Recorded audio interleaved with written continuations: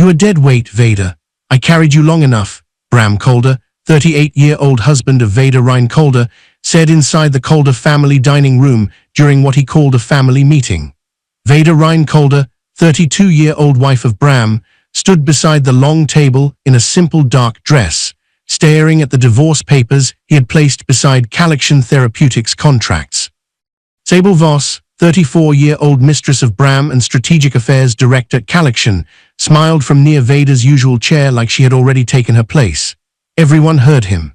Nerissa Calder, 62-year-old mother of Bram, sat proudly at the head of the table. Bram's siblings watched in silence. Oren Pell, 46-year-old attorney of Bram and outside corporate legal advisor to Bram's executive circle, kept the divorce folder open. Even the house staff lowered their eyes. No one defended Vader. Sable leaned back and said, "A CEO needs a woman who belongs beside him at the medical convention, not someone hiding in patient charity corners." Nerissa added, "Vader never elevated this family. She only made Bram look ordinary." The room went quiet. The insult was not just cruel. It was planned, public, and meant to erase her before Bram's biggest convention appearance. Vader kept her face calm, but her fingers trembled around the pen. To them, she looked ordinary, abandoned, and finished, a quiet wife with no public title, no flashy career, and no power to fight a man who controlled a $120 million pharmaceutical company. Bram saw her silence as weakness. Sable saw it as victory, but what none of them knew was that Calexion's ownership was not as simple as Bram believed. Bram controlled operations because the board had appointed him CEO.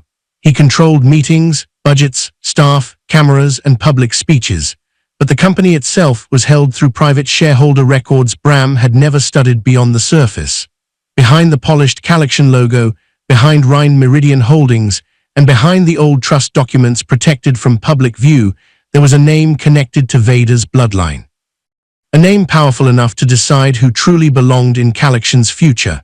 Bram had been given authority, but not ownership. He had been given a stage, but not the foundation beneath it. He thought the company bowed because of him, unaware that the roots of that empire ran closer to the woman he was humiliating than he could imagine. Bram thought he was divorcing a useless wife before the medical convention made him untouchable. He did not know that months later, the same main screen prepared for his glory would flash an official ownership disclosure that made the entire hall turn toward Vader and made Sable step away from him like his power had suddenly become contagious. Vader signed only the receipt page without begging. Then she removed her ring, looked at Bram and said, "One day, you will learn the difference between the woman standing behind you and the foundation holding you up." No one understood. But the company records already knew her name. This is not just a story about a husband divorcing his wife in front of his family. It is about what happens when a proud man calls a woman dead weight, unaware that the empire he worships is tied to the very woman he thinks he can throw away. Dear viewers, thank you for being here. Subscribe and stand with every quiet soul who was mocked, betrayed, and underestimated before finally rising. Comment where you are watching from. The woman's hands were shaking so badly that the papers slipped from her fingers and scattered across the white floor. "No, please," she whispered. "You don't understand. If my son misses this dose, we cannot just wait another month." The patient access wing of Calexion Therapeutics went silent. It was 3 months before the National Medical Advancement Convention, the event Bram believed would make him untouchable. Vader Rhine Calder, 32, the quiet wife of Calexion's CEO and the hidden daughter of the company's true controlling owner, looked up from the volunteer desk. She had come that morning wearing a simple gray dress and a visitor badge that said only Vader Calder. Her married name kept people from connecting her to the old Rhine family records, and the few executives who knew her father's private trust never spoke of it without legal permission.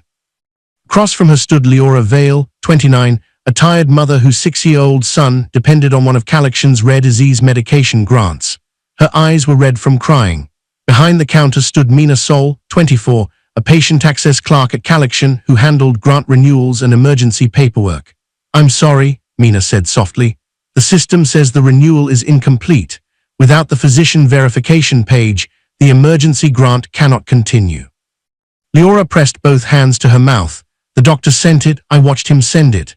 Vader stood slowly. Her calmness was not weakness, it was practice. She had learned long ago that panic only made powerful rooms colder. Leora, Vader said gently, do I have your permission to help Mina review the renewal steps? Leora nodded quickly. Yes, please, anything that mattered. Vader did not touch patient files without consent.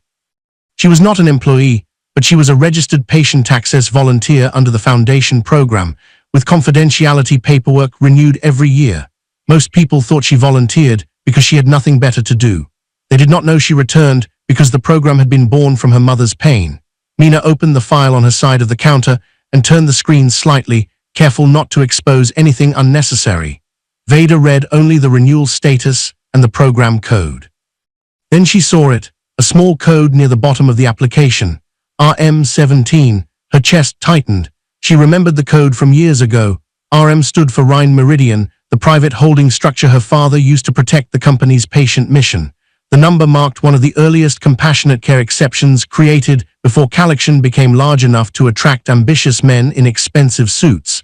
Vader lowered her voice. This case should not be denied. Please check archive code RM17. If the child is already enrolled under compassionate care, the emergency bridge may continue while the missing physician page is corrected. Mina stared at her. How do you know that code? For half a second, Vader almost answered honestly. Because her father created it. Because this company had been built from her family's grief before Bram ever called it his empire. But Vader only said, I read old policy notes when I volunteer. Mina searched the archive. A few seconds later, her eyes widened. It's here, she whispered. Founder's compassionate care exception. Emergency bridge active for 30 days if documentation is delayed by a provider. Leora let out a broken breath. What does that mean? Vader turned to her. It means your son's medication access continues while the missing page is corrected. Leora began to cry again, but this time from relief. She grabbed Vader's hand. Thank you, I don't even know who to thank. Vader smiled faintly. Thank the people who built the program. Her voice almost broke on the last word. For a moment, the white walls faded, and Vader was 13 again, standing beside her mother's wheelchair in a narrow research hallway. Elian Rhine, Vader's late mother and the woman whose illness inspired Calexion's first patient mission, had been thin by then, but her smile was still warm.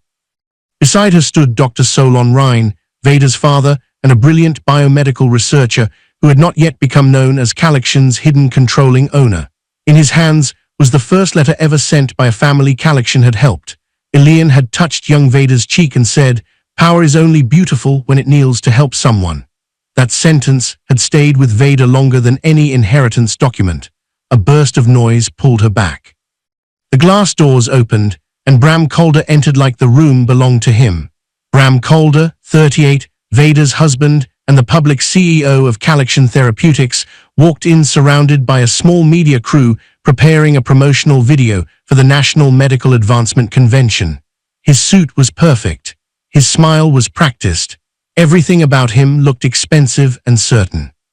Beside him walked Sable Voss, 34, Calexion's Strategic Affairs Director and Bram's closest workplace advisor. She wore a cream-colored suit, bright red lipstick, and the relaxed confidence of a woman who never stood anywhere by accident.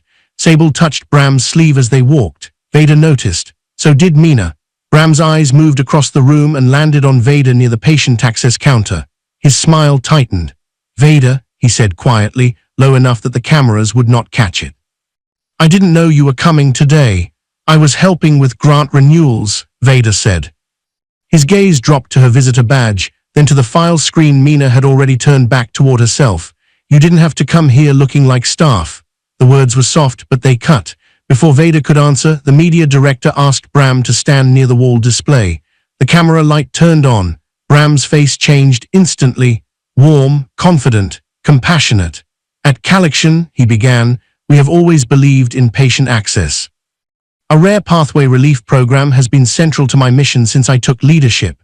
Vader's fingers tightened. Rare Pathway Relief was not the program's name. Sable looked pleased. Mina looked confused. Leora looked too grateful to understand the danger of the mistake. Vader spoke gently, almost under her breath. "Rare bridge access." Bram paused. The camera crew looked at him. Vader added softly, "The program is rare bridge access." Bram corrected himself with a smooth laugh. "Of course. Rare bridge access." The filming continued, but his jaw had hardened. When the cameras paused, Bram stepped close to Vader. "Do not correct me in front of staff again," he whispered. "I was trying to protect you from saying it wrong on camera." I don't need protection from my wife in my own company. His own company. Vader heard the words settle between them like a locked door. Before she could respond, an elderly man entered from the research history hallway carrying a leather folder. Merritt Kane, 71, the retired board secretary of Collection and an old loyal aide to Vader's father, stopped when he saw her. His face softened with recognition. Miss Rye? Vader lifted her eyes quickly and gave the smallest shake of her head. Merritt caught himself. Mrs. Calder, he said instead, it is good to see you still care about the old programs. Bram turned. You two know each other? Merritt's eyes flicked once toward Vader. I knew her family when Collection was smaller. Bram lost interest at once. Right. He did not ask which family. He did not ask why an old board secretary looked at his wife with respect. He had already decided Vader came from nothing worth knowing. A moment later, Vader's phone buzzed. It was a message from Tamsin Rowe, 33, Vader's childhood friend and the only person outside her family circle who knew why Collection mattered to her. Be careful today. Sable asked someone in records about old Rhine Meridian files. Vader stared at the message. Then she noticed Bram's presentation folder on a nearby chair. A silver convention pin lay on top of it. She picked it up slowly. On the back, engraved in tiny letters, were the words, "For the man who deserves the center." Vader knew the S was not for success. Across the room, Sable adjusted Bram's tie, let her fingers rest on his chest a second too long, and stepped into the camera frame beside him as if the place had already been promised to her. Vader placed the pin back exactly where she found it. Then, as she turned toward the research history hallway, she heard Sable speak in a low voice. By the convention, Sable said, the company needs to see who really belongs beside you. Bram said nothing. He did not move away from her hand. Vader stopped walking, one foot in the hallway where her father's old photograph still hung behind glass. For the first time, she wondered if her husband was not drifting away from her. Maybe he had already chosen where to stand. And maybe, very soon, Collection would force everyone to learn who had been standing behind him all along. The elevator doors opened on the executive floor just as Vader heard her own name. She stopped before one foot crossed the marble line. The hallway was almost dark, lit only by the blue glow from glass offices and the red exit signs at the far end. Collection Therapeutics felt different after hours. During the day, it was full of phones, footsteps, staff voices, and cameras. At night, it felt like a place that stored secrets inside its walls. Vader held Bram's corrected convention speech against her chest. She had returned because he had left the wrong copy in the patient access wing. The old version still had mistakes in it. It gave Bram credit for programs that existed before he became CEO. It named Rare Bridge Access incorrectly. It made him sound like the founder of things he had only inherited through position. Even after the way he had spoken to her that morning, she had come back to protect him. Then she heard Sable's voice from Bram's office. After the divorce, I should be introduced at the convention as your executive partner, Sable said. Not her, she makes you look sentimental. Vader's fingers tightened around the folder. Divorce. The word did not fall into the hallway. It struck her. She moved closer, slowly, careful not to let her shoes make sound. Bram's office had glass walls, but the blinds were half lowered. She could not see directly inside. Then she noticed the reflection in the dark window across the hall. Bram stood near his desk. Sable stood close to him, too close. She was wearing the silver convention pin Vader had found earlier, the same pin with the engraving on the back. It caught the low office light like a small blade. Bram's voice came softer than usual. They will not fight, she does not know how. Sable gave a quiet laugh. Then remove her before she learns. Vader's breath caught, but she did not move. Inside the office, Sable stepped closer. Her hand rested on Bram's chest, right where Vader had seen it that morning. She looked comfortable there, as if she had practiced standing in that place many times. A man at your level cannot drag a shadow onto a stage, Sable said. The convention is not only about medicine, it is about image, power. Legacy. People must look at you and see the future. Bram looked down at her hand, then at her face. And what do they see when they look at Vader? He asked. Sable smiled. Your past. Vader closed her eyes. For a second, she was not standing in an executive hallway. She was back in their first apartment years ago, when Bram owned 2 suits and 1 pair of polished shoes.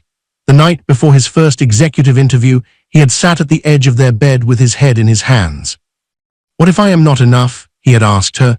Vader had knelt in front of him and held both his hands. Then I will believe for both of us until you can stand. She had stayed up with him until dawn. She had helped him rehearse answers. She had corrected his nervous mistakes. She had made him breakfast when he could barely swallow. She had kissed his forehead before he left. And she had never told him that her father's private ownership trust had quietly supported his hiring recommendation because she believed Bram deserved a chance without feeling owned by her name. Back in the hallway, Bram took Sable's hand. He lifted it to his lips and kissed it. The movement was gentle. That hurt more. Vader did not need to see anything else. She had caught the affair, but the affair was not the deepest wound. The deepest wound was hearing how easily he discussed removing her, as if she were an old chair blocking a doorway. She stepped back. Her heart pounded so hard that the folder shook against her chest. Still, she did not walk into the room. She did not scream. She did not throw the speech at him. She did not call Sable what she deserved to be called. Her silence was not surrender. It was the first wall she placed between her pain and their power over it. At the end of the hall, a woman appeared near the copy room. Ketra Lorne, 27, Sable's assistant and loyal office informant, froze when she saw Vader. Ketra's eyes dropped to the folder in Vader's hands, then moved toward Bram's office. "Mrs. Calder," Ketra said too brightly, "I did not know you were still here." Vader looked at her calmly. "Neither did they." Ketra's smile faltered. Vader walked past her toward the elevators. She kept her back straight because she knew Ketra was watching. She knew every weak breath could become office gossip before morning. The elevator doors closed. Only then did Ketra pull out her phone. She typed quickly. She saw enough. Hurt, not dangerous. Inside Bram's office, Sable's phone lit up. She glanced at it and smiled. That message would later become one of the first records recovered by compliance. Down in the parking area, the night air felt cold against Vader's face. She stood beside her car, still holding the corrected speech. For one strange moment, she wanted to laugh. Even now, the speech in her hands would save Bram from embarrassing himself at the convention. He was planning to erase her while she was still protecting him. Her phone trembled in her hand as she called Tamsin. Tamsin answered on the second ring. "Vader." Vader could barely speak. "I saw them." There was no gasp, no useless shock. Tamsin understood too much too quickly. "Do not confront him tonight," Tamsin said. Vader looked back up at the building. Bram's office light was still on. "He talked about divorce," Vader whispered, "like it was already decided." "Then listen to me carefully," Tamsin said. "Call Aurelia Fenn. She is 41, an attorney I trust with my life, and she handles quiet battles better than loud people handle easy ones. If this becomes a divorce, love will not protect you. Paper will." Vader swallowed hard. "I do not want a war." "I know," Tamsin said gently, "but they may have already started one." The words settled heavily. Vader looked at the corrected speech one last time. Then she opened the back door of her car and placed it on the seat, untouched. Bram could walk onto that stage with his own mistakes if he wanted to. Before she could get in, a shadow moved near the side entrance. Merritt Kane stepped out, his leather folder tucked under one arm. His face was troubled. "Mrs. Calder," he said quietly, "if Sable is digging near old ownership files, your father should know." Vader froze. The air seemed to thin. Before she could answer, her phone buzzed again. This time it was Bram. "Family meeting tomorrow. Be mature." Vader stared at the message until the words blurred. She had thought the affair was the betrayal. Now she understood it was only the invitation. Somewhere above her, behind glass and light, Bram was not drifting away anymore. He was preparing to throw her away. The first thing Vader noticed was that her chair had been moved. It was no longer beside Bram's. It sat 2 spaces away, close enough to remind everyone she was still his wife, but far enough to show she had already been removed. The Calder family dining room was bright, silent, and cold. The long table was set for dinner, but no one had touched the food. Silver covers sat over plates like sealed evidence. Crystal glasses waited beside folded napkins.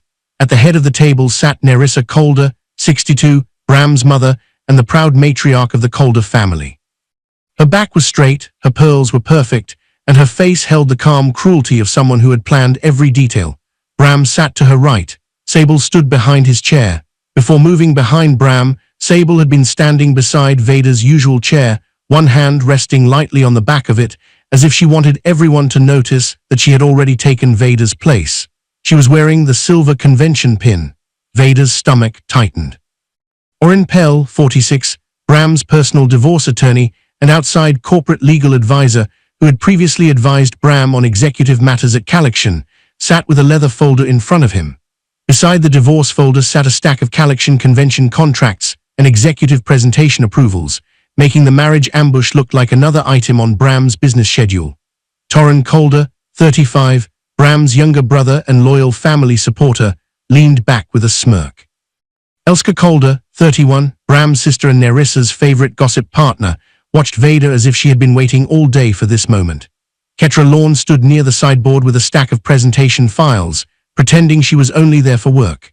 Two family advisors sat near Oren, Coldus Wren, 58, the Calder family's financial advisor, and Noel Greer, 54, a private business consultant. Nerissa often used to polish family decisions before they became public.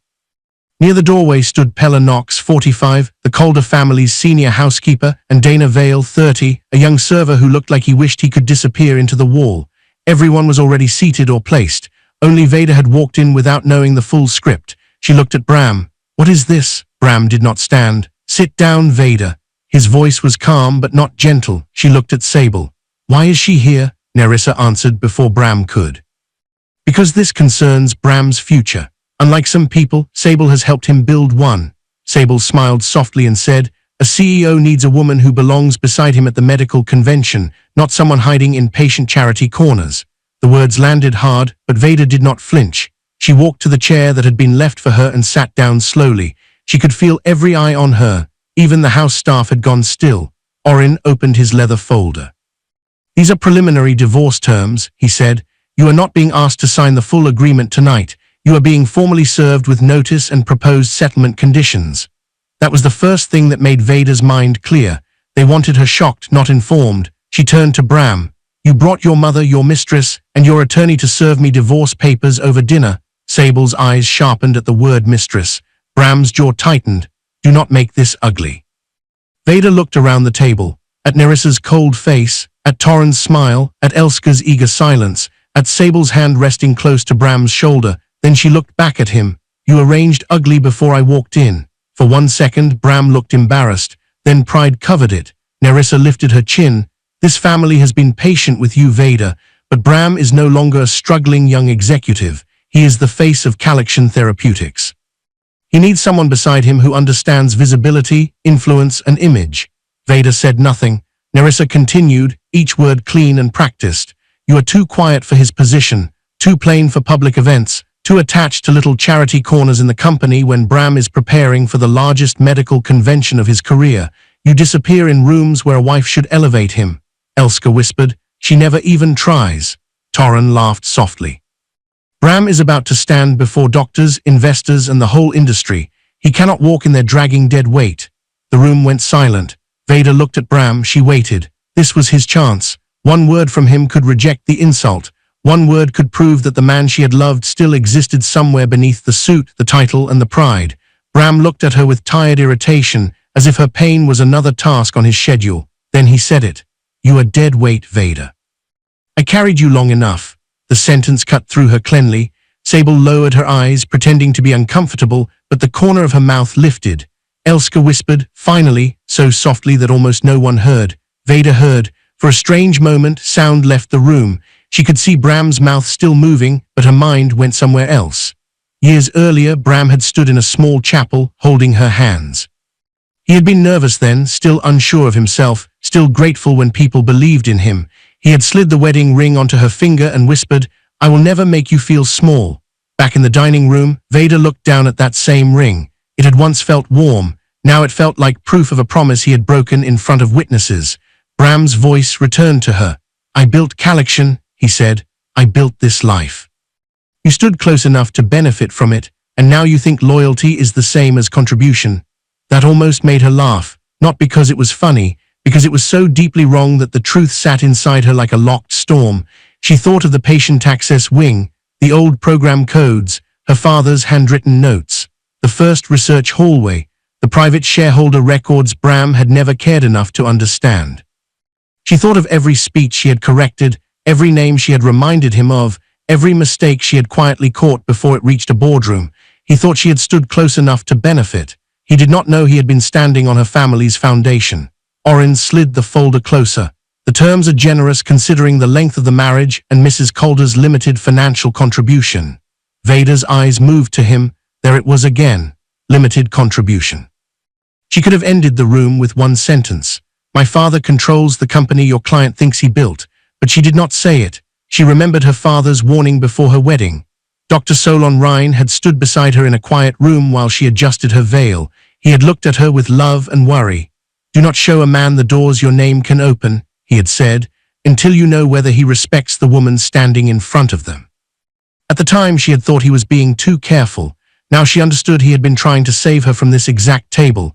Vader lifted her eyes to Bram. "Is this what you believe?" she asked. "Not your mother, not Sable, you." Bram leaned back, almost relieved to say it plainly. "I believe I outgrew you." Something inside Vader became very still, not dead, still. The kind of stillness that came before a door closed forever. She removed her wedding ring slowly. No one spoke. Even Nerissa's face shifted, just a little, as if she had expected tears and received something more unsettling. Vader placed the ring on top of the receipt page beside the divorce folder. Then she reached for Oren's pen. Oren's mouth twitched in victory, but only for a moment. Vader signed one page only, the receipt acknowledging that the papers had been handed to her. She did not sign the agreement. Oren noticed. So did Bram. Before she stepped away, Vader picked up the ring again and closed it inside her palm. She would not leave even that piece of her story for Sable to smile over. Then she stood. "One day, Bram," she said quietly, "you will learn the difference between the woman standing behind you and the foundation holding you up." Torren laughed, still making speeches. Bram smiled like he had won, but Oren did not laugh. He stared at the signature on the receipt page, Vader Rhine-Calder. His eyes narrowed. Then his face slowly lost color. Vader turned and walked toward the door, leaving the untouched dinner and their false victory behind her. No one at the table understood why Oren had gone pale, but before the night ended, one of them would begin searching a name that should have stayed buried. The moment Vader stepped into the hallway, Sable followed her like a shadow wearing perfume. "Vader," the voice was soft, but it stopped her more sharply than a shout. Rain beat against the tall windows of the Calder house. Behind Vader, the dining room still glowed with warm light, full of untouched food, false witnesses, and the divorce folder Bram thought would finish her. Ahead of her, the front door waited like the only honest thing in the house. Vader did not turn at first. Sable came closer, her heels clicking against the marble floor. "You handled that better than I expected," she said. "I thought you would beg." Vader slowly faced her. For a second, Sable looked pleased. She thought pain would make Vader small. She thought silence meant defeat. Vader's eyes were wet, but her voice was steady. "You are confusing silence with defeat." Sable's smile weakened. Vader did not wait for a reply. She opened the front door and stepped into the rain. Cold water hit her face at once. It soaked her hair, her dress, her sleeves. She had no umbrella. She had no coat. She had only the divorce folder under one arm and her wedding ring hidden in her closed fist. She did not know why she had taken it. Maybe because love did not stop being real, just because betrayal became louder. Maybe because she needed to remember that Bram had not only insulted her, he had broken something sacred in a room full of witnesses. At the end of the driveway, Tamsin's car waited with its lights on. Vader walked toward it slowly at first, then faster, as if the house behind her might call her back into humiliation if she gave it time. Tamsin opened the passenger door before Vader reached it. The moment Vader sat down, the strength left her body. She bent forward, one hand over her mouth, the other still holding the ring. Her shoulders shook, but she made almost no sound. That made it worse. It was the kind of crying that came from a place too deep for noise. Tamsin did not rush her. She only reached across and took the wet folder from Vader's lap. "He staged it," Vader whispered. He did not even look ashamed. Tamsin's hands tightened on the folder. Vader opened her palm. The ring rested there, bright and cruel under the car's dim light. "He said I was dead weight." Tamsin closed her eyes for a second. "I am so sorry. I'm not crying because I lost him," Vader said, though tears kept falling. "I am crying because I kept loving the man he used to be while he was rehearsing how to throw me away." Tamsin started the car. "Then we are not going home," she said. Vader looked at her. "Where are we going?" "To someone who knows how to turn pain into paper." The drive was quiet except for the rain and Vader's broken breathing. The city lights blurred across the windshield. Vader rested her head against the window and watched every reflection pass like pieces of a life she no longer recognized. She remembered her mother's voice from years before. Elian Rhine had been lying in a hospital bed, thin and tired, but her eyes had still been bright. Vader had been young, angry at doctors, angry at money, angry that love could not save everyone. Her mother had touched her hand and said, "Never beg to be seen by people who benefit from your invisibility." At the time, Vader had not understood. Now, soaked in rain and shame, she understood too well. Tamsin stopped outside a narrow private office building where only one floor still had lights on. Inside, the walls were quiet. The air smelled faintly of paper and coffee, and a woman in a dark green blouse was waiting beside a conference table. Aurelia Fenn, 41, was a family law attorney and crisis strategist trusted by Tamsin, now becoming Vader's legal ally. Her face was calm but not cold. She looked like someone who had seen people break and knew better than to ask them to be strong too quickly. She offered Vader a towel first, not advice. A towel. That small kindness almost made Vader cry again.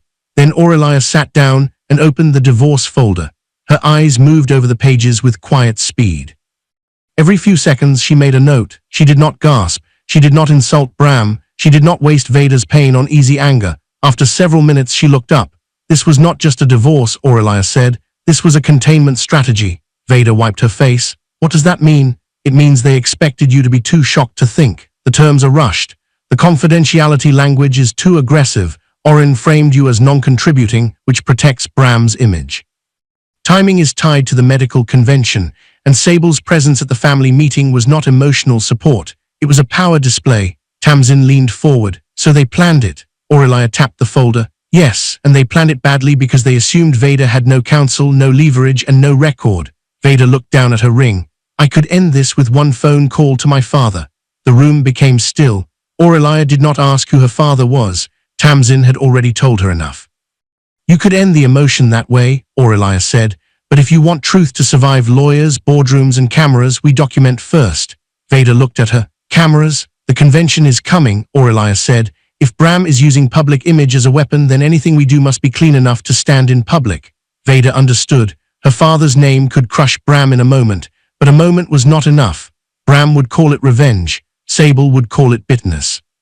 Nerissa would call it manipulation. Oren would wrap it in legal doubt. Paper would not tremble. Evidence would not cry. Aurelia leaned back. Does Bram know about Rhine Meridian Holdings? Vader shook her head. He knows the name as a shareholder entity. It appears in board documents. But he does not know my father controls it through the family trust. He never cared enough to ask who stood behind the entity. Then we keep that quiet until the law is ready, Aurelia said. No threats. No emotional confession, no warning. While Vader sat in that quiet office, the Calder house was still glowing with celebration. Nerissa raised a glass at the dining room table. To Bram's clean future. By morning, Bram had authorized Oren to file the divorce petition, confident that Vader would be too humiliated to challenge anything. Sable touched Bram's shoulder. By the convention, no one will remember Vader was ever beside him. Bram smiled, but Oren did not drink. In a side room, he opened his laptop and searched Rhine Meridian Holdings through a restricted corporate database. The screen loaded slowly. Then a warning appeared. Trustee-level authorization required. Oren stared at it. His face tightened.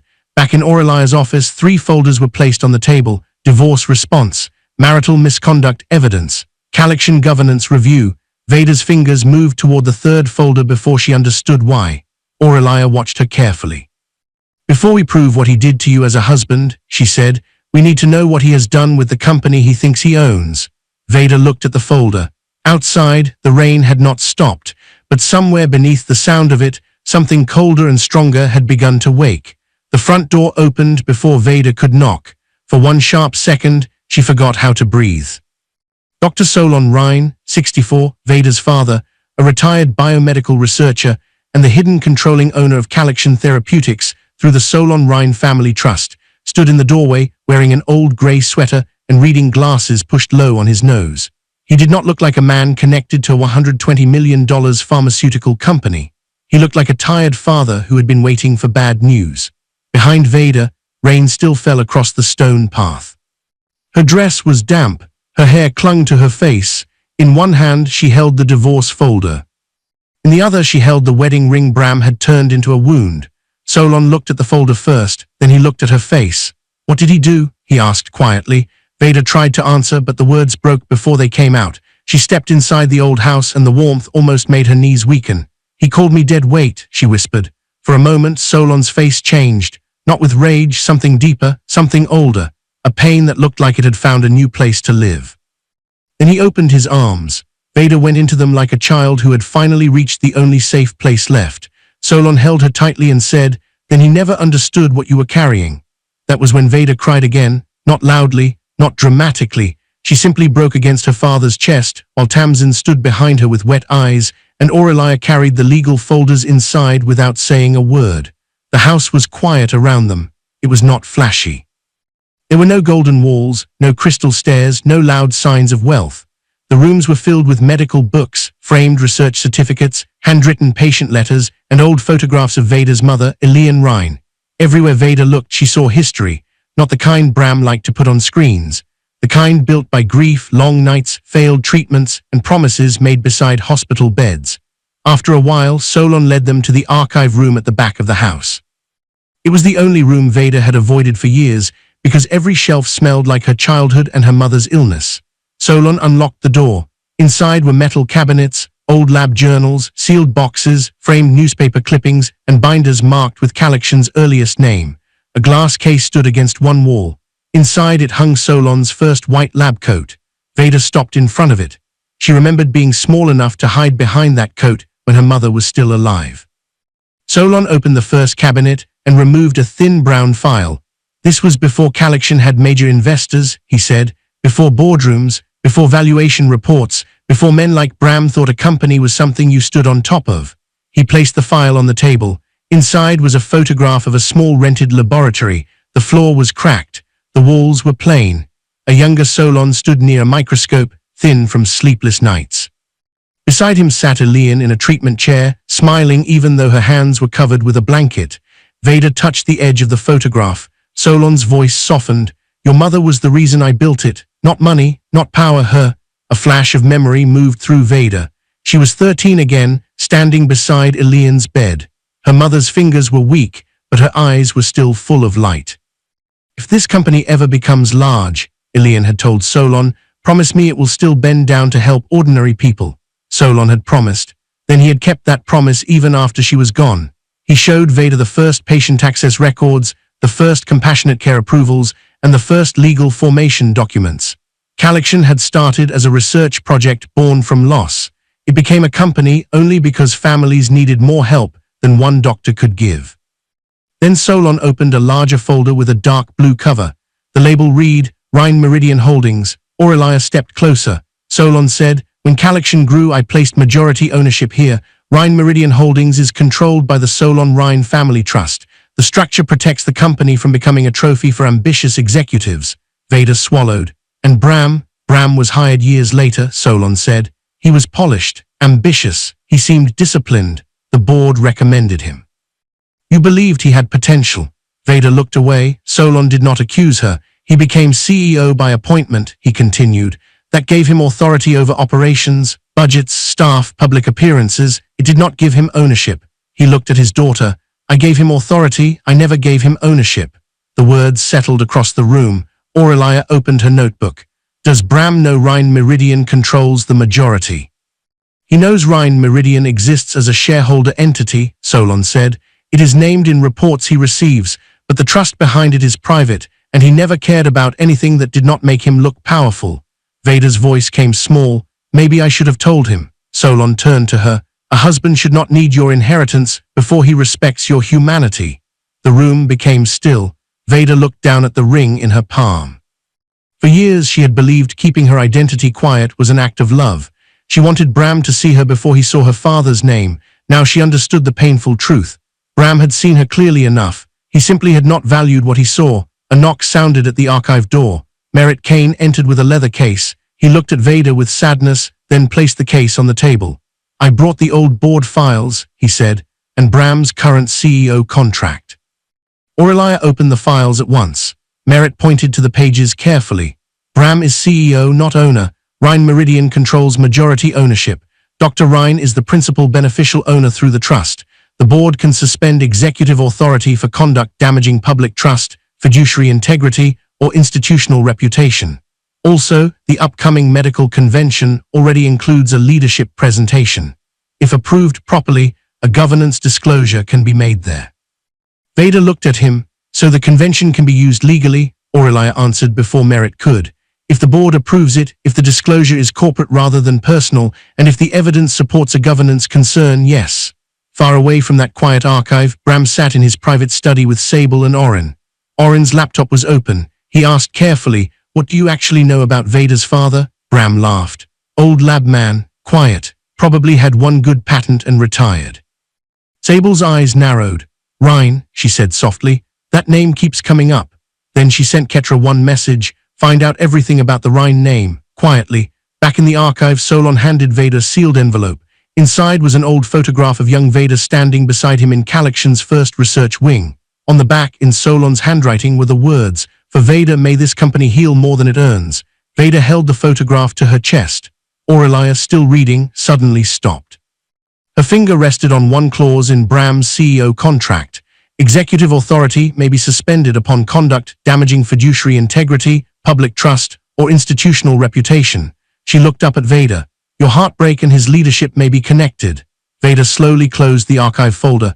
The girl who had once hidden behind her father's lab coat was gone. In her place stood a woman Bram had mistaken for nothing. Then we investigate both, she said. And somewhere across town, Sable's search for the Rhine name had just opened the first door she would regret touching. Based on your uploaded continuation, I revised scenes 610 and tightened the investigation, board approval, convention screen reveal, Bram's suspension, Sable's fall, and the closing CTA. Stop the deletion now. Aurelia's voice cut through the conference room like a blade. Across the glass table, Selwyn Ma, 52, Calaxion's lead internal auditor assigned by the board to preserve executive records, froze with one hand over his laptop. Beside him sat Nomi Cal, 39, Calaxion's compliance director responsible for ethics records, access logs, and internal communication reviews. Her face had gone pale. On the screen in front of them, a line of flagged company messages was being moved out of an internal folder. Someone inside Calaxion was trying to erase evidence. Vader stood behind Aurelia, silent, but her heart slammed against her ribs. For 10 quiet weeks after the family meeting, Vader did not confront Bram. Aurelia gathered records, Solon activated ownership review, and Calaxion's board watched the convention materials closely. Now, with the convention only days away, the truth had moved from old papers into living danger. Now that truth had moved from old papers into living danger. Aurelia leaned forward. Lock the account, preserve the server image, notify Calo Reeve that we may have active destruction of records. Nomi moved fast, typing with shaking fingers. The account belongs to Ketra Lorne. Tamsin, standing near the wall with her arms folded, looked at Vader. Sable's assistant. Vader said nothing. She did not need to. Everyone in the room understood what it meant. This review was not illegal spying. It had been opened under board authority after Solon, through the Solon Rhine Family Trust and Rhine Meridian Holdings, requested a governance audit. Calaxion's board had authorized Selwyn and Nomi to preserve records tied to executive conduct, convention materials, and possible misuse of company resources. Bram still held the CEO title, but his actions were now being reviewed by the people who had the power to appoint or suspend him. Aurelia placed 2 thick folders on the table. One was marked Divorce Misconduct. The other was marked Corporate Governance. "They're separate investigations," she said, "but they may touch the same people." Solon sat at the end of the table, his old hands folded. Merritt stood beside him with a leather file case. The room was inside Aurelia's private law office, but the work had already reached Calaxion's compliance archive and executive records through official board channels. Aurelia opened the first folder. "Divorce Misconduct," she said. "We document Sable's physical presence at the family meeting. Bram's affair." The rushed divorce terms, the dead weight statement, the witnesses, the pressure, the confidentiality language designed to silence Vader. Vader looked down at the table. The phrase still hurt. Dead weight. It had followed her from the dining room, through the rain, into her father's house, and now into a legal file. Somehow seeing it written on paper made it feel colder and more real. Aurelia opened the second folder. "Corporate Governance," she continued. "We document Bram allowing Sable to influence executive decisions while privately involved with him. Convention materials changed without approval. Ketra spreading rumors through company channels. Oren mixing personal divorce pressure with corporate legal access. Bram using company image resources to make himself look like Calaxion's founder. Patient access programs being rebranded around his personal legacy." Selwyn nodded grimly. "There are already signs of that." He pulled up a slide deck from the convention file. The title page read, "Calaxion Therapeutics, the future under Bram." Calder. Vader stared at it. "Not Calaxion's future." "Bram," Nomi clicked to the next slide. References to Rhine Meridian were removed from the draft. Also, older patient access language was replaced with leadership language centered on Bram. Solon's face tightened, but he did not speak. Vader knew what that silence cost him. Calixion was not only a company to her father, it was the place where grief had been forced to become useful. It was the promise he had made after her mother died, and Bram was turning that promise into a stage. Aurelia looked at Vader. This is why we do not shout. People can dismiss shouting, they cannot dismiss records. Vader nodded, though her throat burned. As the auditors worked, more records came forward. Old emails showed Vader had quietly corrected Bram's speeches before board presentations. Staff notes showed she had redirected patient complaints before they reached investors. Calendar logs showed she had helped arrange meetings with patient families when Bram forgot names. Draft files showed she had warned him several times when his public claims about company history were inaccurate. Bram had called her decoration, but the records showed something else. She had been damage control. A flashback rose in Vader's mind. She was 15, standing in her father's study while Solon rejected a profitable distribution deal. The investors had offered money, expansion, attention, but the deal would have made medication harder for poorer families to afford. Young Vader had asked, "Isn't growth good?" Solon had looked tired but certain. "A company loses its soul before it loses its money. If we protect the soul, the money will follow honestly. If we sell the soul, the money will only bury the body." Back in Aurelia's office, Vader understood. Bram had not destroyed Calixion yet, but he had started selling its soul for applause. Across town, Bram sat in his executive suite with Sable beside him. The office lights were bright, the city beyond the windows dark. "Has she called?" Sable asked. Bram laughed. "No, Vader is too emotional to fight. She will disappear for a while, then sign when reality hits." Sable walked behind him and rested both hands on his shoulders. "Good. Then we make sure the convention shows the world you were always the future." Bram smiled at his reflection in the window. Sable turned to Ketra, who stood near the desk holding a tablet. "Delete the guest list drafts that show Vader removed," Sable said, "and anything about Rhine Meridian in the convention notes. That old ownership language makes Bram look like an employee." Ketra hesitated. "Should we delete company messages? If compliance checks?" Sable's eyes hardened. "Only important people get investigated." Ketra swallowed and nodded, but her hands shook when she left the room. Back in Aurelia's office, Nomi's laptop chimed. "I found the deletion request," she said. It came from Ketra's access, but several messages were forwarded from Sable's account first. Selwyn leaned closer. "Can we recover them?" Nomi nodded. "Some, not all, but enough to show intent." Aurelia's face remained calm, but her eyes sharpened. "Preserve everything, every timestamp, every forwarded draft, every edited slide." Vader watched the screen fill with recovered files. Each one was a small piece of truth coming back from the dark. Then Nomi stopped scrolling. "There is one email you need to see." She opened it. The sender was Sable. The recipient was Bram. The subject line read, "Convention." Positioning the message was short. "Once Vader is gone, remove old ownership language from the convention deck. The screen should show Calixion as your legacy." No one spoke. Aurelia read the email twice. Then she turned the laptop toward Vader.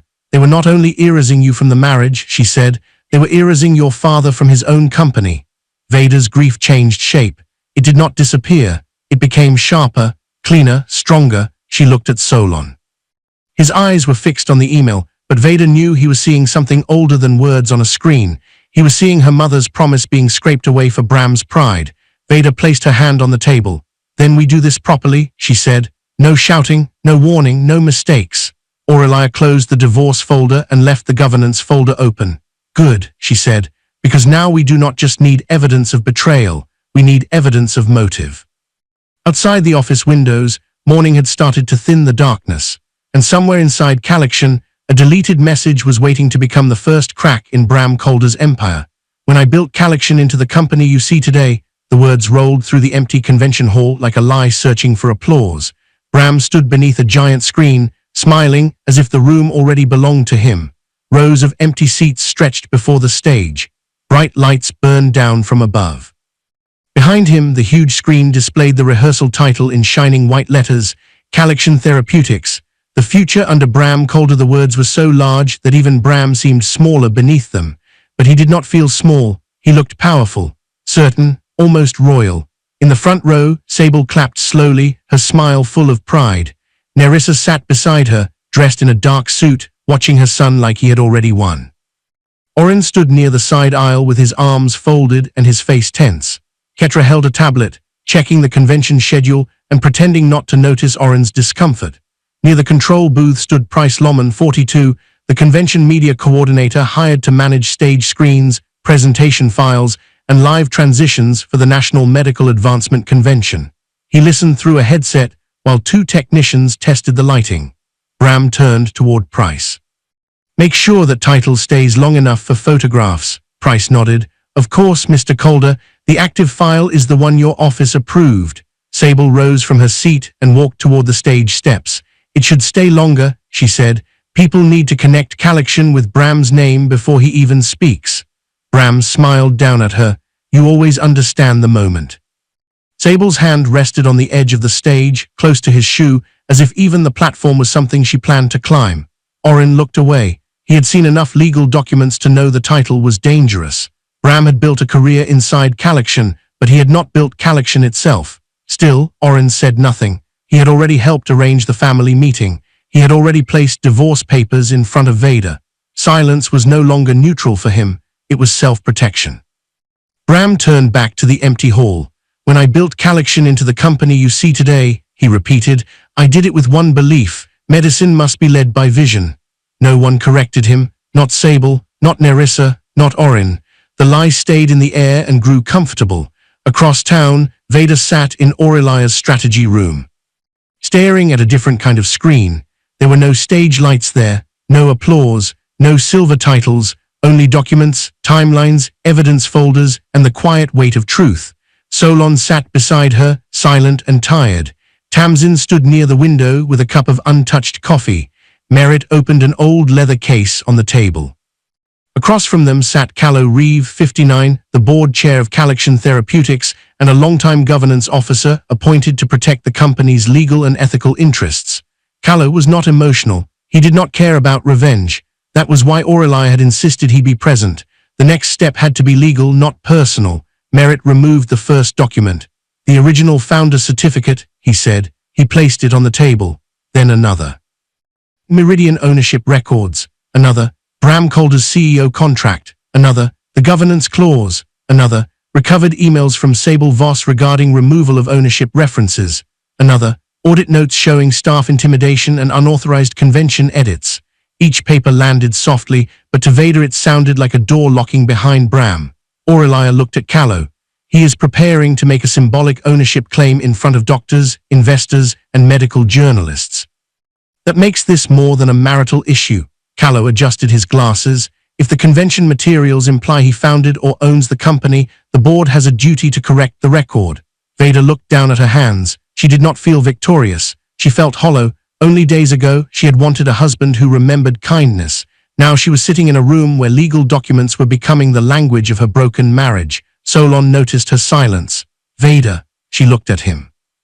His voice was gentle. "Do you want him ruined, or do you want the truth restored?" The question hurt because it was fair. For a moment, the room faded, and Vader remembered her first date with Bram.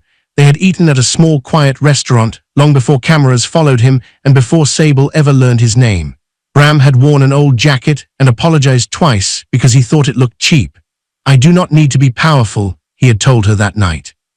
"I just want to do something meaningful." She had believed him. She had loved that man. Now she wondered when meaning became image, when confidence became hunger, when the man who wanted to help people became the man who wanted to be worshipped for helping them.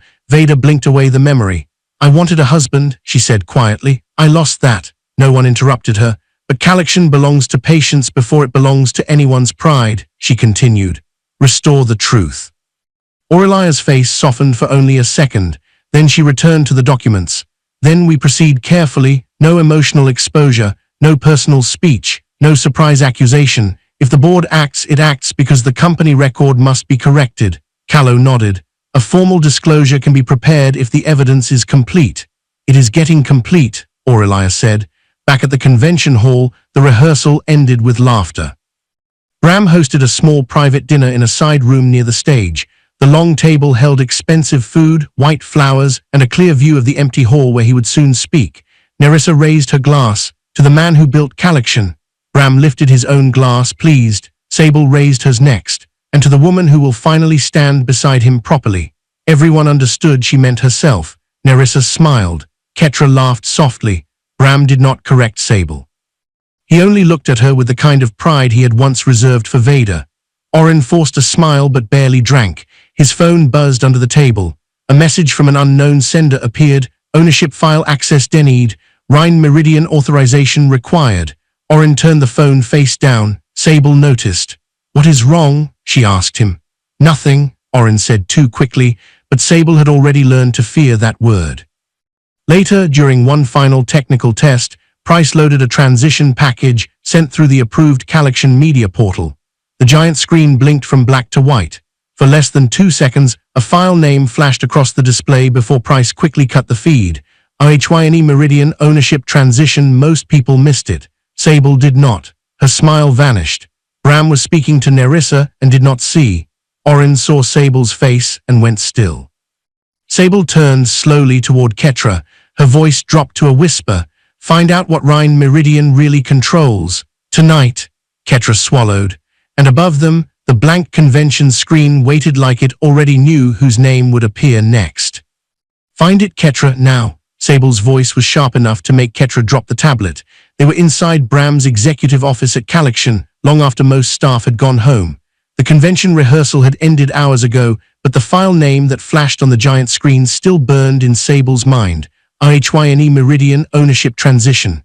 Bram stood by the window, annoyed more than afraid.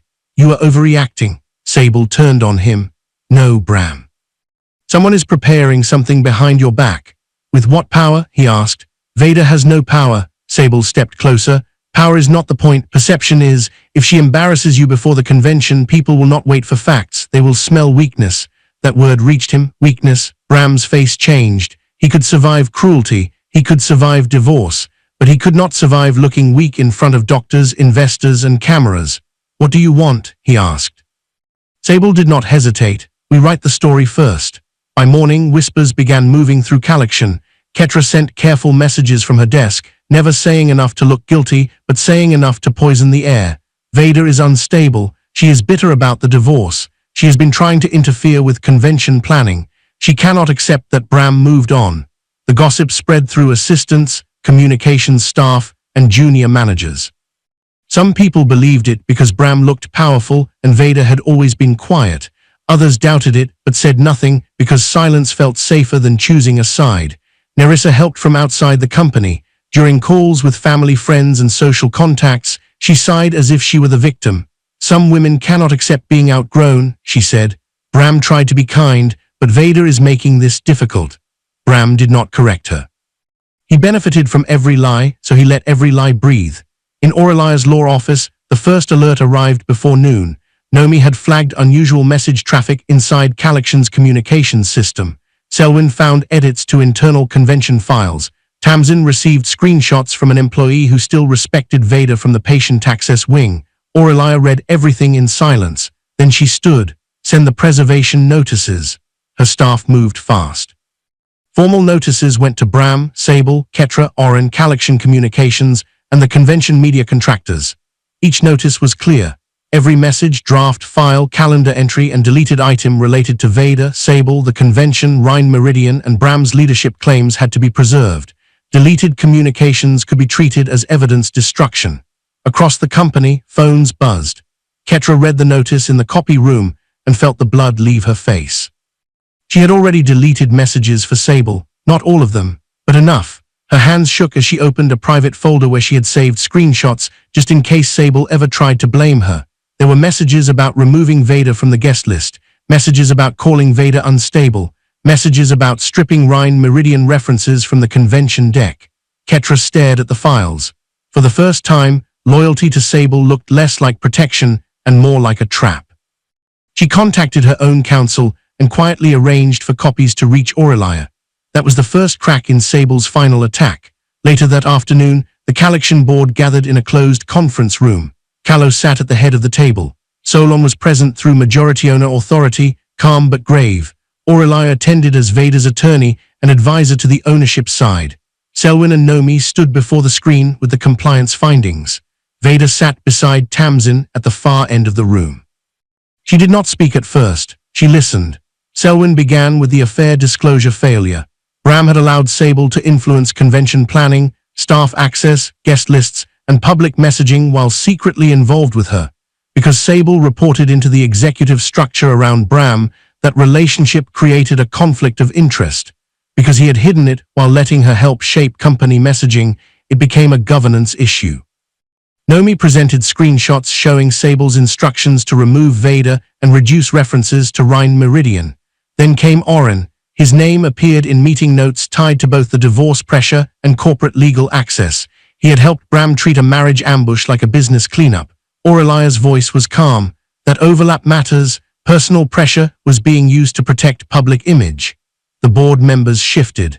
Nomi moved to the next file. It showed Bram's revised convention speech. The line appeared on the screen. When I built Calaction into the company you see today, a low murmur passed around the table. Callow's mouth tightened. That is not merely flattering language. It is misleading. Selwyn nodded. The draft also removes ownership acknowledgements and replaces patient access history with language centered on Bram's leadership. Solon looked down. Vader saw his hand close slowly around the edge of the table. For a moment, she was no longer in a boardroom. She was a child again, standing outside her mother's room while her parents spoke in low voices. Elian's body had been weak, but her voice had still carried love. If the company survives me, Elian had told Solon, promise me it will never become a monument to ego. Solon had promised her. Now Bram was trying to turn that promise into a spotlight. Vader blinked back the memory and looked at the screen. This was not only about a husband who betrayed her, it was about a man trying to rewrite the meaning of the company her mother's suffering had helped create. Callow leaned back slowly. This is no longer a private marriage scandal, he said. This is a governance crisis. No one disagreed. Aurelia explained the next step. Because Bram was scheduled to speak publicly at the National Medical Advancement Convention, and because his materials suggested false personal ownership and founder-like authority, Calaction had a duty to correct the public record. It cannot be a surprise attack, she said. It must be an official disclosure. Board approved, ownership authorized, legally clean. Solon looked at Vader. This will be public. I know, Vader said. You do not have to stand there. Vader swallowed. Part of her wanted to stay hidden. That had always felt safer. But hiding had allowed Bram to call her small. It had allowed Sable to step into her place. It had allowed Calaction's history to be treated like old dust. I am not doing this to punish him, Vader said quietly. I am doing it because the lie is standing on a stage. The room went still. Callow called the vote. One by one, the board members approved the motion. Bram's executive authority would be suspended pending governance review. A formal ownership and leadership disclosure would be made at the convention. Rhine Meridian would be named. Solon's role would be acknowledged. Vader would be introduced as the incoming majority owner representative, with board chair appointment to be finalized after the governance transition. When the final vote passed, Aurelia received the signed board resolution. She slid it across the table to Vader. The screen is no longer revenge, she said. It is truth with witnesses. Vader touched the paper. Across town, Bram adjusted his convention tie in a mirror, still believing the stage was his. But the screen behind him had already chosen a different story. The lights hit Bram like a crown. He stood at the side of the convention stage, smiling as cameras flashed, and hundreds of people filled the main hall. Doctors, investors, medical journalists, board guests, and company partners sat beneath the huge screen that stretched across the back wall. Every seat seemed to face him. Every light seemed to belong to him. That was how Bram wanted it. He wore the silver tie Sable had chosen. His suit was dark, sharp, and perfect. Sable stood beside him in a cream dress, her hand resting near his sleeve as if she had already been announced as the woman at his side. Nerissa sat proudly in the reserved family row with Torrin and Elska beside her. Orin sat at the edge of that same row, stiff and pale, his eyes moving often to the control booth. Bram glanced across the hall. No Vader. A satisfied smile touched his mouth. He believed she had stayed away because she was ashamed. He believed the family meeting had broken her. He believed the woman he called dead weight had finally understood her place. Sable leaned close. This is your room. Bram nodded. It always was. Win 45, the convention announcer responsible for introducing keynote speakers, stepped to the side microphone and called his name. Please welcome Bram Calder, Chief Executive Officer of Calaction Therapeutics. Applause rose. Bram stepped onto the stage like a man walking into his own portrait. He lifted one hand, waited for the applause to settle, and turned slightly so photographers could catch him with the screen behind him. The main screen displayed Calexion Therapeutics, future of rare disease access. Bram smiled. This was the moment he had built in his mind for months, not just a speech, a declaration, a public rebirth without Vader. He gripped the podium. At Calexion, he began, we do not simply develop medicine, we create hope. And when I built Calexion into the company you see today, the screen changed, not slowly, not politely. Went black for one sharp second, then returned with a white slide and bold letters. Official ownership and governance disclosure in the control booth. Price Loman did not touch the emergency override. The file had been loaded through the approved Calexion media portal that morning, signed by Callow Reeve and authorized by the board resolution. The room quieted at once. Bram stopped speaking. A small laugh escaped him, the kind of laugh a man gives when he thinks a mistake has embarrassed someone else. He turned toward the screen. There seems to be a technical. The next slide appeared. Calexion Therapeutics majority ownership. Rhine Meridian Holdings. The air in the hall changed. Orin lowered his head. Sable's fingers tightened around the arm of her chair. Bram stared at the words as if they had been written in another language. Before he could speak, the slide changed again. Principal beneficial owner and founder, Dr. Solon Rhine. A wave of whispers moved through the hall. Nerissa's face drained of color. Torrin leaned forward. Elska's mouth opened slightly. Sable looked from the screen to Bram, then back again, as if the letters might rearrange into something less dangerous. The fourth slide appeared. It was an old photograph, a small research wing, plain walls, cheap metal chairs. A younger Dr. Solon Rhine stood in a white lab coat. Beside him stood a young girl with serious eyes and her hand wrapped around his sleeve. Vader. The caption read, Dr. Solon Rhine and Vader Rhine in Calexion's first research wing. The hall became louder now. People turned to one another. Some doctors pointed. Some investors lifted their phones. Journalists began typing. Bram's hand tightened around the podium until his knuckles whitened. The next slide appeared. Majority owner representative, Vader Rhine Calder incoming board chair appointment pending governance transition for one heartbeat. Bram did not move. Then he turned toward the stage entrance. Vader walked out. She wore a simple dark dress. No diamonds, no dramatic smile, no shaking hands. Aurelia walked several steps behind her carrying a slim folder. Solon stood near the side of the stage, quiet and grave. Tamsin stood behind him with tears in her eyes. Merritt watched from the board section, his face full of old sadness and pride. Vader did not look like a woman coming to destroy someone. She looked like a woman who had finally stopped hiding. As she walked toward the microphone, her mind flashed back to the family dining room. Bram's voice returned like a bruise touched too soon. You are dead weight, Vader. I carried you long enough. Then another voice followed it. Aurelia's calm warning. Document first. Speak when truth can stand. Vader reached the microphone. The screen changed again behind her. Executive authority of Bram Calder suspended pending governance review. This time, the whispers became open shock.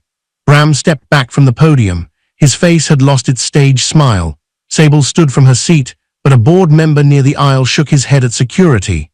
Garen Pike, 48, the convention security lead assigned to the Calexion stage area, moved closer to the backstage entrance. He spoke quietly into his radio. Do not allow Ms. Voss backstage unless cleared by the board. Sable heard enough to understand. Her confidence cracked. Near the press section, Maurice Holt, 40, a medical journalist covering industry leadership and pharmaceutical ethics, raised her hand and called toward the board row. Was Ms. Voss involved in the convention materials that listed her as executive partner? Several heads turned toward Sable. Ketra, seated near the communications staff, lowered her eyes. Her phone was in her hand. On it were the screenshots she had already sent through counsel to Aurelia, messages from Sable, deletion requests, guest list edits, instructions to remove Vader and reduce Rhine Meridian references. Sable looked at Ketra. Ketra looked away. In that small movement, Sable understood she had tied herself to borrowed power, and borrowed power had just been called back. The screen changed one final time. Calexion reaffirms its founding mission, patient access before executive image. Vader looked across the room. She saw the doctors, the investors, the staff, the same kind of public audience Bram had wanted to use as proof of his greatness. Now they were witnesses to the truth he had tried to stand above. Bram grabbed a second microphone from the side of the podium. This is personal revenge, he snapped. The words rang through the hall. Every whisper died. Vader turned to him slowly. Her face stayed calm, but her eyes held everything he had forced her to carry. The affair, the dinner table, the moved chair, the ring beside the folder, the word dead weight. She spoke clearly. Personal revenge would have been me telling them what you did to me at that family table. This is corporate disclosure. Do not tempt me to explain the difference. Bram opened his mouth. No words came. For the first time since Vader had known him, the room did not wait for Bram to speak. It waited for him to be removed from the stage. Bram moved toward Vader like the stage still belonged to him.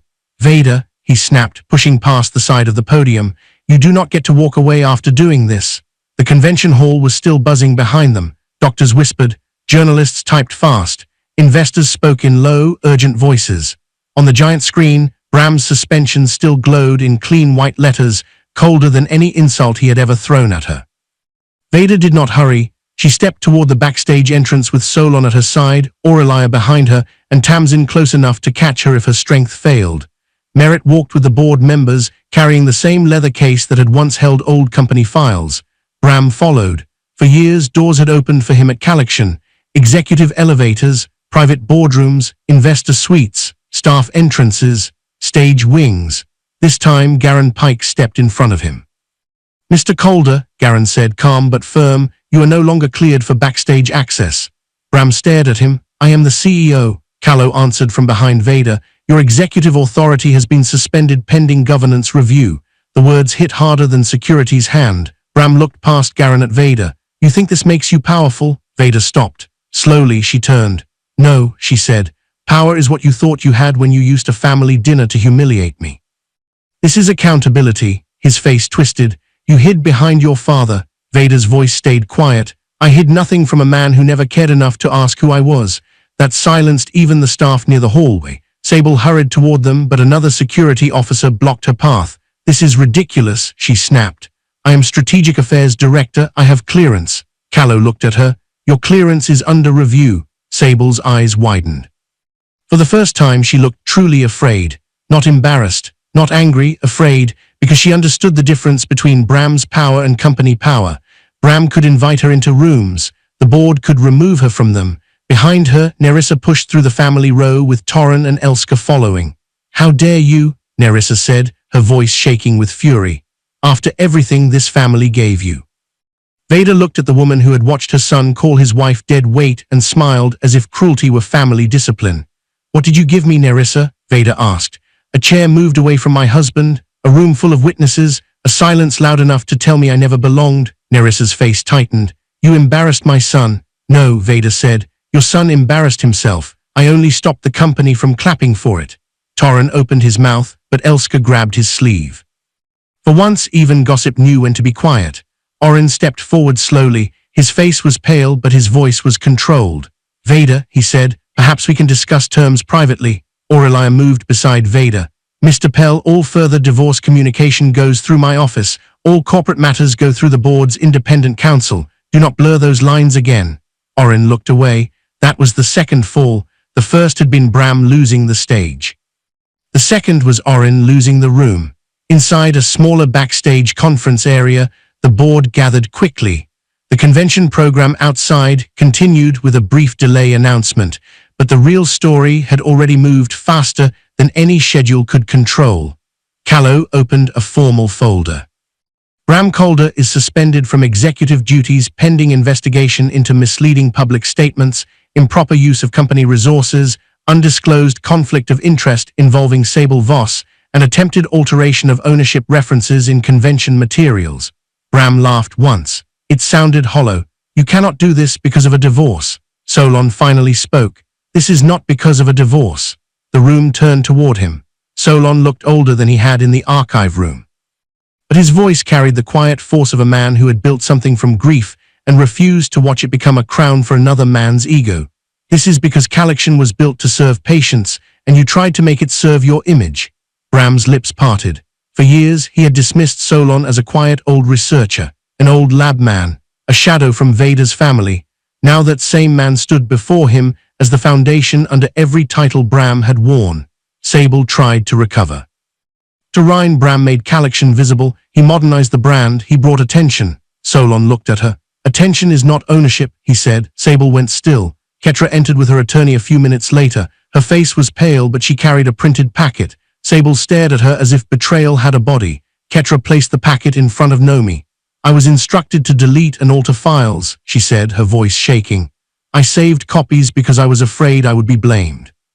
Sable stepped forward. You liar. Nomi opened the packet. Screenshots, timestamps, guest list edits, messages about removing Vader, notes about making Sable appear beside Bram at the convention, instructions to reduce Rhine Meridian references, the final message about writing the story first. Callow did not raise his voice. Ms. Voss, he said, you are placed on administrative leave pending investigation. Sable turned to Bram. For 1 second, she looked at him the way she had looked at him in his office, on the stage, beside the cameras, as if he were the center of the world. But Bram was not the center anymore. He was a suspended executive with no room to offer her. Sable stepped back, just one step, then another, and Vader saw the exact moment promised by fate. Sable moved away from Bram like his power had become contagious. Bram saw it too. That hurt him more than the board resolution. You said you believed in me, he told Sable. Sable's face hardened into survival. I believed in your position. The words cut him open in a way Vader's silence never had. Outside, Maurice Holt and other journalists waited for the official statement. Inside, Aurelia reviewed the language before Callow released it. There would be no gossip statement, no dramatic revenge speech, no public list of marital wounds. The statement was clean. Calexion Therapeutics confirmed that its board had suspended Bram Calder's executive authority pending governance review. The company reaffirmed that majority ownership rested with Rhine Meridian Holdings, controlled by the Solon Rhine Family Trust. Dr. Solon Rhine's founding role was acknowledged. Vader Rhine Calder would serve as majority owner representative during the transition. Nothing more was needed. Truth did not need decorations. Later, when the hall had emptied and the cameras had moved outside, Vader returned alone to the main stage. The giant screen was dark now. No title, no applause, no public shock, just silence. She stood where Bram had stood and looked out at the empty seats. For a moment she saw the dining room again, the moved chair, Nerissa's pearls, Sable's smile, Bram's mouth forming the words that had split her life in two. You are dead weight, Vader. Then she saw something else, her mother's hand on hers. Her father's lab coat. The first patient letter, Leora crying with relief in the patient access wing, the old photograph of young Vader standing beside Solon in Calexion's first research wing. Vader finally understood. She had not been dead weight. He had been carrying history. Solon walked onto the stage quietly and stood beside her. You should not have had to prove your worth this way, he said. Vader looked at the blank screen. I know. Are you all right? She thought about the question. The honest answer was not yes, not yet. But she was no longer standing in a room begging to be valued by people who benefited from her invisibility. I will be, she said. Solon nodded. Aurelia joined them with the final folder in her hand.